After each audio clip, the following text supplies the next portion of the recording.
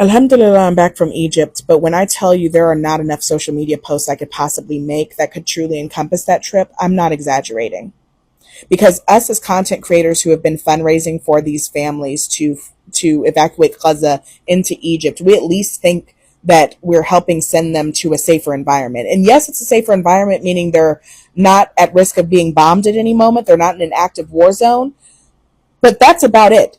These families are still crossing over and going hungry. These families are still without medical aid whatsoever. The Egyptian government's doing nothing for these families. It's not as if they're crossing over and they're in a refugee program. No, that's not existent.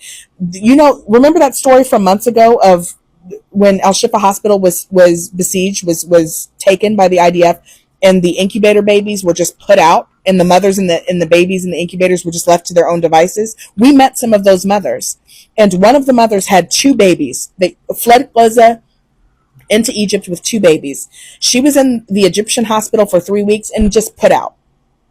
That's it. After 3 weeks, they cut them off, and they have no plan B. They have no other resources. There's not a transfer that occurs. None of that.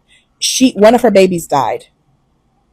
One of her 2 died because of it. And she said that she thought that she was saving both of her babies by fleeing Gaza into Egypt, and she lost one of her babies anyway.